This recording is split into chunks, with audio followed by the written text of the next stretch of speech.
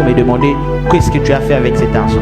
La première des choses que j'ai fait, j'ai signé à madame, j'étais au travail, quelqu'un m'a envoyé autant. Et j'ai capturé l'envoi de ces montants et j'ai envoyé dans le groupe le staff restreint de l'église. Voilà, il y a quelqu'un qui m'a envoyé $3600. Et on a fait des dépenses. J'ai mis en place un gestionnaire, un financier de l'église qui gérait cet argent. Et je n'ai pris même pas $1 pour mettre dans ma maison. Et pendant ces temps, j'avais une voiture qui, les pneus avaient des problèmes. Tu vois des pneus où il y a des crevaisons à chaque fois. Tu as déjà trois trous à l'intérieur. Donc il y a déjà 3 trous. Donc tu sais que dans une semaine, il faut aller voir les quados. À telle enseigne que le quado me connaissait déjà. Quand je viens, il m'a dit il faut déjà changer. Moi, je vais changer, mais j'étais en train d'attendre la fin du mois. Mais pendant ces temps, $3600. La première pensée, c'était je dois changer de pneus déjà. Comme ça, à la maison, je fais une provision. Et puis, un esprit est venu. Tu es en train de me dire par l'esprit de Dieu, cet argent n'est pas pour toi, cet argent c'est pour l'œuvre de Dieu. Et j'ai capturé la photo, j'ai envoyé dans le groupe, dans le staff. Je l'ai dit, il y a $3600. Tout le monde était étonné. Comment cet argent pouvait venir? Et pendant ce temps, l'église était composée de staff, composée des étudiants, la plupart des cas, qui n'avaient pas l'argent. On a utilisé tout l'argent, on a affecté à l'église. Mais dans ma maison, j'ai passé le moment de sécheresse. Et Dieu m'a dit une chose. Il m'a dit, je vais te faire grand dans cette œuvre, mais également je vais te bénir financièrement. Ça t'est déjà arrivé d'utiliser l'argent, de donner l'argent à Dieu alors que toi-même tu n'as rien, ça te fait mal? Ça t'est déjà arrivé?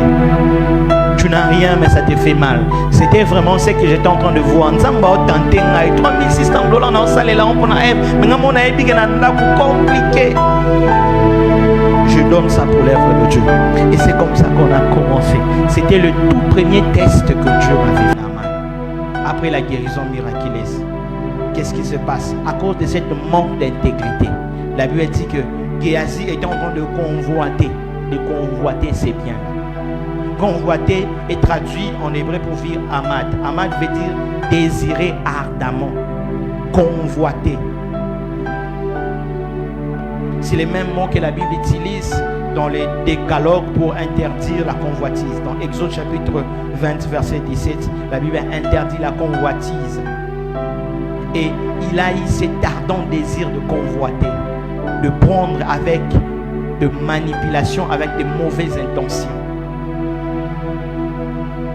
Et c'est les mêmes mots qui est traduit dans la convoitise dans Hébreu quand il parle dans Exode chapitre 10, 20, verset 17, il parle de mot mensonge, qui veut dire tromper ou falsifier une portion de vérité avec objectif de pouvoir prendre de l'argent. Chers serviteurs de Dieu, ne vous servez jamais de la Bible, ne vous servez jamais de Jésus pour pouvoir soutirer de l'argent chez les fidèles. C'est la plus grande malédiction. Géasi a obtenu les 2 vêtements de Naaman et Géasi a raté le manteau d'Élisée. Élisée était fidèle.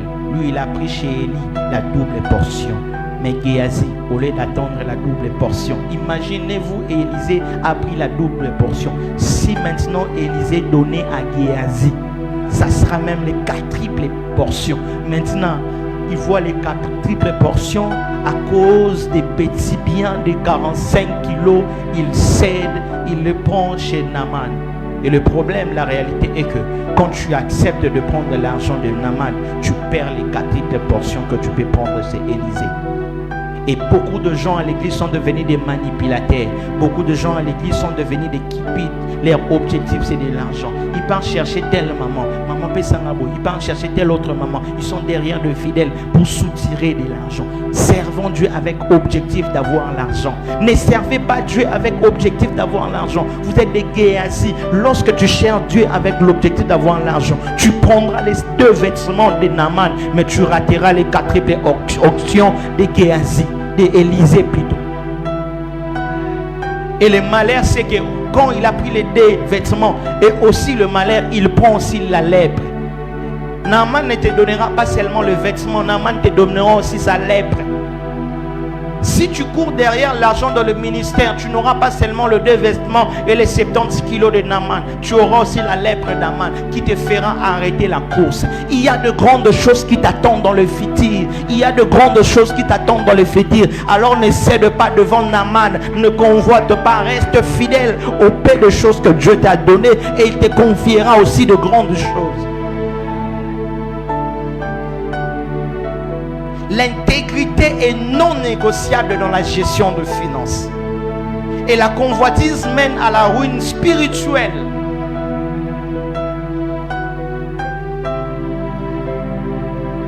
J'aimerais que l'Église de Dieu puisse le souligner. Même dans les services de Dieu, l'amour de l'argent peut détruire un appel.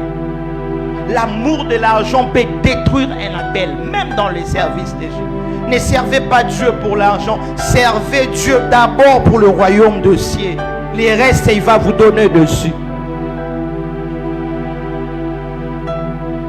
La convoitise matérielle étouffe la vocation spirituelle. Quand tu as cette convoitise, tu vas en train de étouffer ta vocation spirituelle. Quatrième de choses, c'est la planification et la prévision. Ce sont des actes de sagesse à l'église. Ayez de temps de planification et de prévision. Qu'est-ce que vous planifiez pour de prochains trimestres? Qu'est-ce que vous comptez faire pour l'église pour de prochains trimestres? Qu'est-ce que vous comptez faire dans votre maison pour de prochains trimestres? N'achetez pas des choses comme on l'a dit en lingala, qui boudi. Aujourd'hui, salaire malamant Est-ce que tu as planifié d'acheter ça pour ce mois?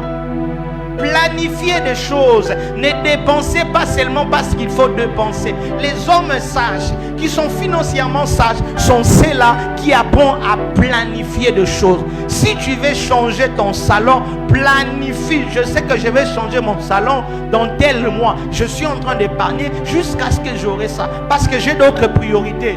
Mais le problème avec toi, dès que tu as l'argent, tu commences à penser Kabelo. Nasombata 5 Kabelo. Nasombata Bodi. Bodi et ça m'a bête, mais est-ce que ça a été planifié par rapport à tes priorités?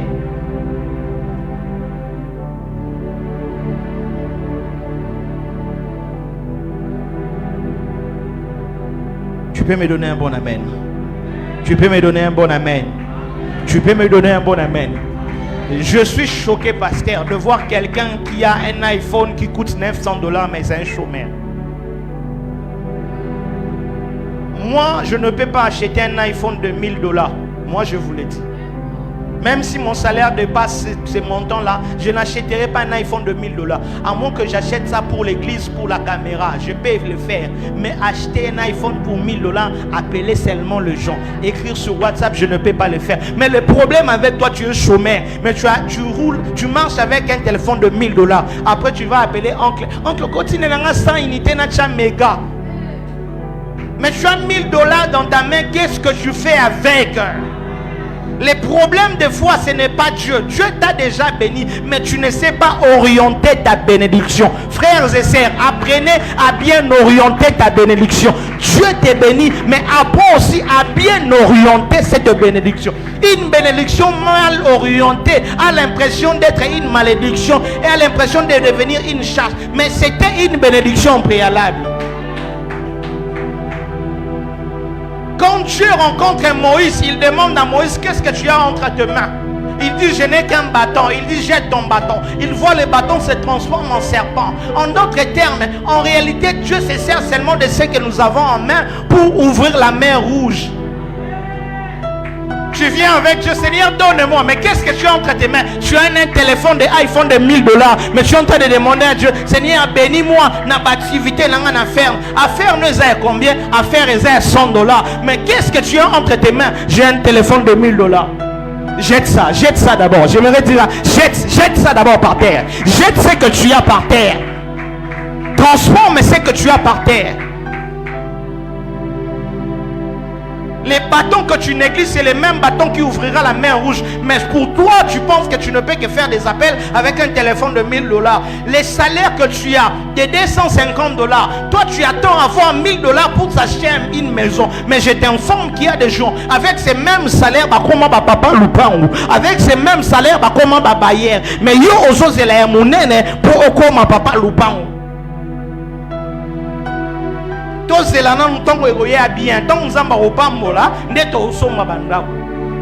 Qui te dit que Dieu va te donner un salaire de $1000? Commence d'abord avec ce que tu as avant d'avoir beaucoup. Et c'est comme ça qu'il dit, celui qui est fidèle en paix des choses, je vais lui confier de grandes choses.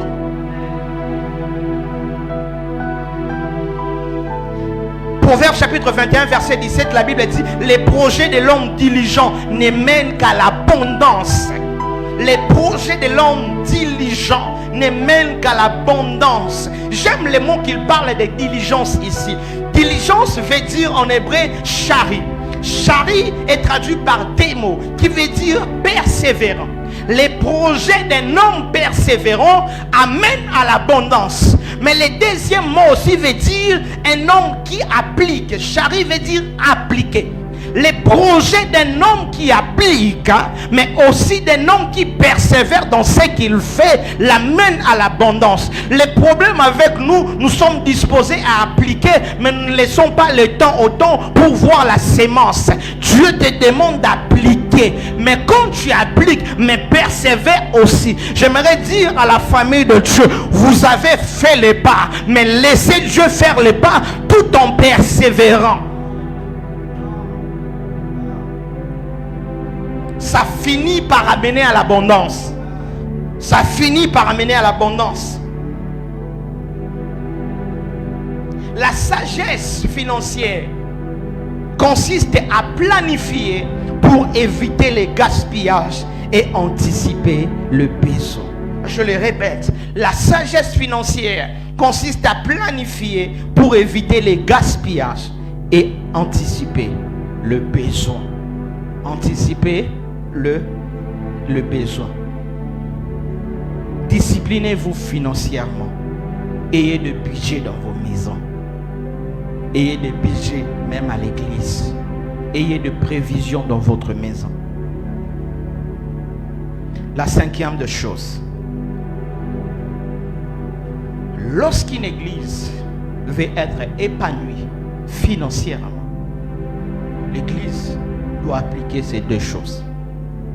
La générosité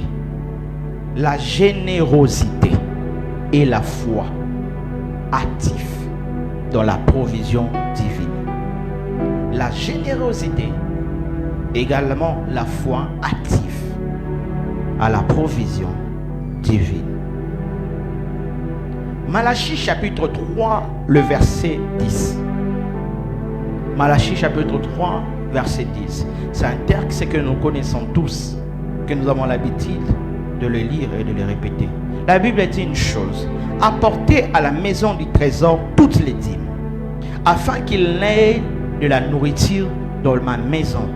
Et il ajoute pour dire: mettez-moi de la sorte à l'épreuve, Dieu des armées, et vous verrez si je n'ouvrirai pas pour vous les églises des cieux, et si je ne répands pas sur vous la bénédiction en abondance. La Bible ici, Dieu parle et il demande aux fidèles d'amener, au peuple d'amener leurs dîmes, d'avoir cette générosité, d'amener dans la maison de l'Éternel leurs dîmes et leurs offrandes. L'église ne sait pas aller de l'avant si le peuple ne sait pas donner leurs dîmes, si le peuple ne sait pas donner leurs offrandes. Tu es en mesure de s'acheter des unités chaque jour, depuis des 100, de 500 unités. Mais à l'église, tu amènes toujours les offrandes de 1000 francs. Qu'est-ce que tu achètes? Les 1000 francs, tu fais avec. Qu'est-ce que tu peux faire avec les 1000 francs? À la maison, le 1000 francs, c'est quoi? C'est pour acheter les allumettes. Mais tu viens avec les 1000 francs. Tu sais que c'est insignifiant pour toi. Ça ne représente rien. Tu viens seulement parce que je vais donner. Je viens donner. Les dîmes. que les collaborateurs qui sont à côté des pasteurs, le fait d'être à côté de pasteurs, ils pensent qu'ils sont exemptés de leurs dîmes. Le fait d'être autour d'un homme de Dieu ne t'exempte pas des dîmes. Les dîmes doivent être données. Si vous ne donnez pas les dîmes à l'église ne sait pas évoluer. L'église ne sait pas aller de l'avant. Je suis entré dans le bureau de pasteur, j'ai vu que cet homme a une grande vision. Même avec le paix qu'il a, je peux voir que cet homme a une grande vision. Mais si vous ne soutenez pas cette œuvre, comment on peut évoluer? Comment on peut avoir de bons instruments? Comment on peut bien arranger cet espace? Mais Dieu t'est béni, tu touches quelque chose. J'ai appris à donner mes dîmes alors que j'étais encore étudiant. Tout ce que j'ai gagné, j'enlevais les 1/10, je donne. Tout ce que tu gagnes, enlève les 1/10, tu donnes. On a un salaire raté, au salaire raté. Mais chaque jour, chaque mois, ce que tu calcules dépenses au salaire pour la unité. Et qu'on soit à $200, mon salaire raté. Mais pourquoi nous roulons la dîme? Et le problème, c'est quoi? Le problème, nous pensons que lorsque nous donnons le dîme, nous sommes en train d'enrichir cet homme. Vous n'enrichissez pas cet homme. C'est une occasion pour vous de recevoir la bénédiction de Dieu. Pasteur, il y a une chose qui nous est arrivée avec maman Sarah. On était en pleine construction. Chez nous à la maison. Après, la construction était arrêtée. Et maman Sarah avait obtenu quelque chose, son décompte final. On a enlevé la part de Dieu. Et dans ces décomptes, c'était plus de 2000 et quelques dollars. Alors, on faisait nos dépenses à chantier. On s'est rendu compte que bon est seli. Tout ce qui est bon est dit. Mais tu es bisa qui déjà bailleur que photo longue. Mois prochain tu bima. À la maison, tu as ma fenêtre mais ma vitre est zatée. Parfum est zaté, ezaka na béton. Total na maman Sarah. Total imbonga tim. Total imsala to anango. To ebisi nzambe. To pesa otim ko.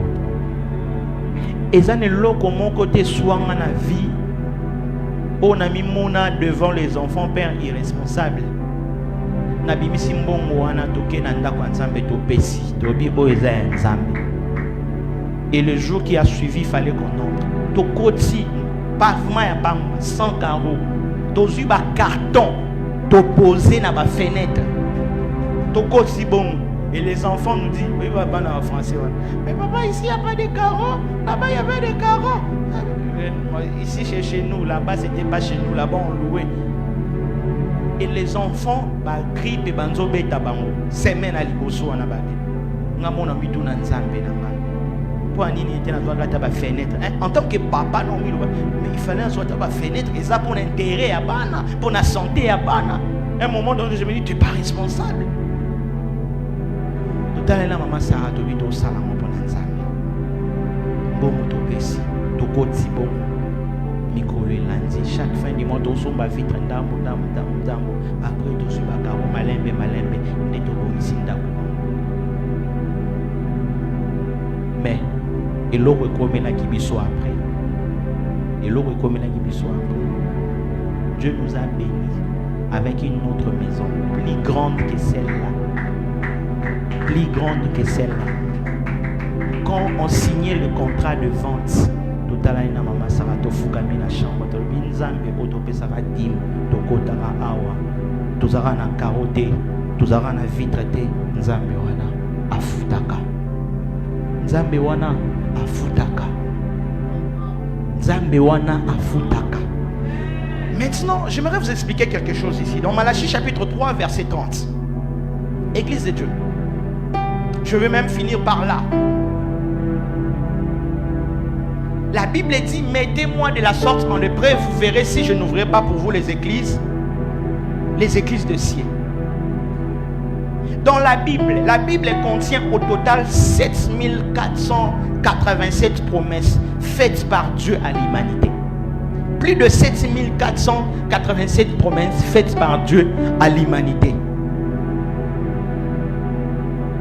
Et la plupart de ces promesses, est formulée au futur. Je ferai, je serai avec toi, je te donnerai, je répondrai. Alléluia. La plupart des promesses est quand Dieu lui-même parle. Quand il fait ses promesses, il le fait au futur. Il le fait au futur. Parmi les promesses où Dieu le fait dans le présent, ce sont des promesses liées à l'identité et à la présence de Dieu. À l'identité et à la présence de Dieu. Quand Dieu parle dans le présent maintenant, en termes de promesses, il est lié à l'identité et à la présence de Dieu.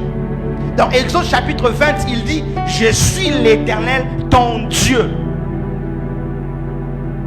Ésaïe 41, verset 10, il dit « N'aie pas peur, car je suis avec toi ».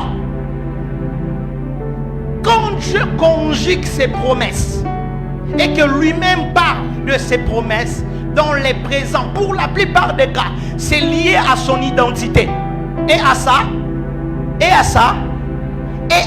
présence. Il dit « Je suis avec toi, n'aie pas peur ». Il dit « Je suis l'Éternel ton Dieu, je serai avec toi ». Et il est traduit au moins 4000 fois où Dieu parlait de « je ferai », où les promesses de Dieu se conjuguent dans le futur en disant « je ferai ». Et il dit même, il y a un texte que nous connaissons bien où il dit « invoque-moi,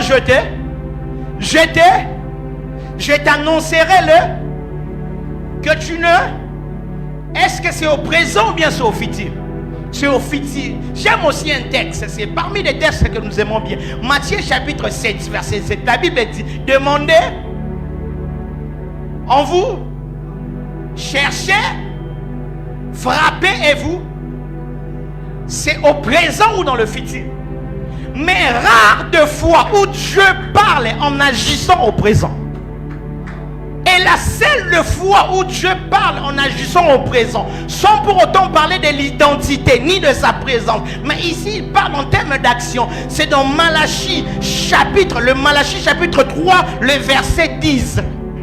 Qu'est-ce qu'il dit maintenant? Il dit une chose, il dit « Mettez-moi de la sorte en épreuve ». Je vous dis et je vous informe, la Bible nous interdit de mettre Dieu à l'épreuve. La Bible nous interdit de mettre Dieu à l'épreuve. Tu ne tenteras pas ton Dieu. Il est interdit de tenter son Dieu. Mais la seule fois où lui-même autorise et met l'exception à la Bible, il dit, mettez-moi à l'épreuve. Quand est-ce que tu vas les tenter? C'est quand tu prends ta dîme et tu prends ton offrande, tu l'amènes dans la maison. Dieu ouvre une exception où il dit, tu ne tenteras pas ton Dieu, mais maintenant il dit, mettez-moi à l'épreuve. J'ai pensé qu'il allait se limiter là. Et il dit une chose. Au lieu de conjuguer dans le futur, comme il a l'habitude de le faire, je ferai, je te visiterai. Mais il ne conjugue pas dans le futur. Il y a une action qui pousse Dieu à ne pas conjuguer ses actions dans le futur, mais à les conjuguer au présent. Est-ce que je parle à quelqu'un? Tu peux me donner un bon amen? Donne-moi un bon amen, je vais te bénir. Il dit, mettez-moi à l'épreuve. Il ajoute, l'Éternel des armées. L'Éternel des armées. Dieu met en jeu sa toute puissance. Dieu met en jeu la force qui a jeté Satan. Satan était au ciel à cause de la toute puissance de Dieu, qu'il a été jeté. Malgré qu'il s'est rebellé, il a été jeté parce que c'est un éternel de... Maintenant Dieu dit à l'homme, mets-moi à l'épreuve. Je vais te manifester ma puissance de l'éternel des armées. Je pensais qu'il allait conjuguer et poser des actions au futur. Mais il dit ceci. Et vous verrez, si je l'ouvre, je pensais qu'il allait parler si j'ouvrirai. Mais il dit, si je l'ouvre, il y a des actions lorsque tu les poses dans la présence de Dieu. Dieu ne se conjugue pas dans le futur, il se conjugue dans le présent. Et il ajoute une chose. Et il ajoute encore une chose. Et si je ne réponds pas, si j'ouvre, et si je ne réponds, est-ce qu'il conjugue dans le futur? Il conjugue dans le présent. Frères et sœurs, je suis venu te dire te donner un secret. Les respects de principes des types et des offrandes permet à Dieu de conjuguer ses actions au présent dans ta vie. Et à chaque labo, permet à Dieu de conjuguer le présent dans ta vie.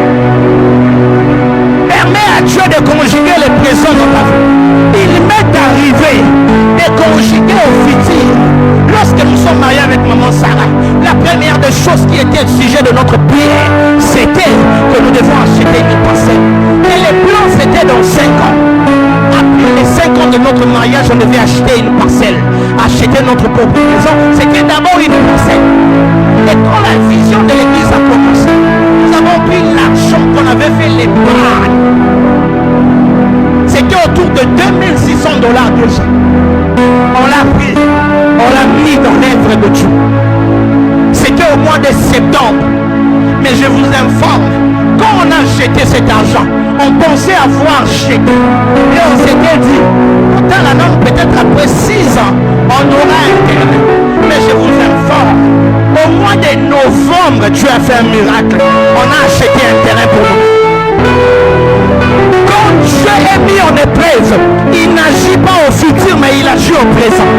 Quand tu mets Dieu en épreuve financièrement, il y a son armée qui vient. Et il fait 2 choses. La première des choses, il ouvre les cieux. La deuxième des choses, il fait déverser l'abondance. En d'autres termes, Dieu pose des actions. Il pose l'action sur la terre et il pose l'action au ciel. En d'autres termes, même si ta terre est fermée, je suis le Dieu qui a la possibilité d'ouvrir le ciel à ta famille. Même si le franc congolais perd sa valeur, où ça se dévalorise, même si l'État congolais, l'économie de notre pays est par terre, il y a un régime céleste que Dieu peut ouvrir.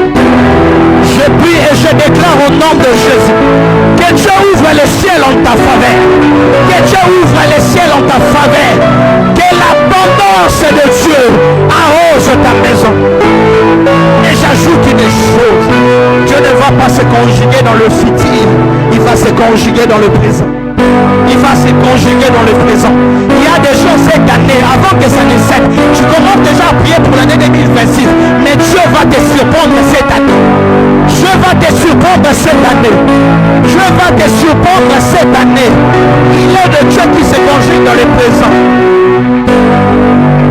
Nous avons un programme annuel que nous appelons Oméga 30. Oméga qui veut dire la fin. La fin. Et on le fait pendant 30 jours. Alors j'ai dit au peuple de Dieu, Oméga 30 c'est nous. Mais la particularité de ces programmes, c'est à chaque fois que nous faisons ces programmes, il y a des miracles qui s'opèrent avant Oméga 30. À la veille d'Oméga 30.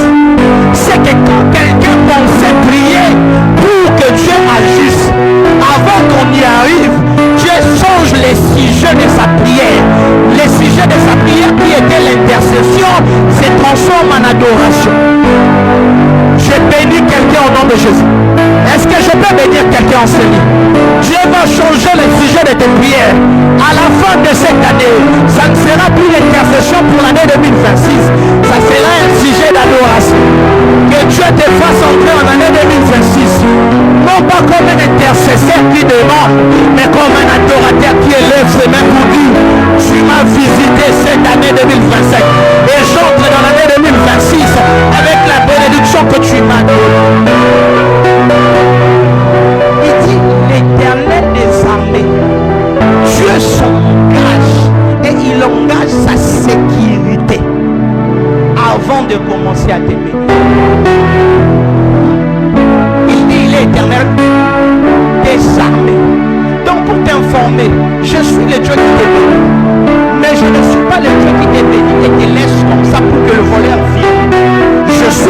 qui te visite, mais je suis aussi le Dieu qui sécurise de ce qui est de toi.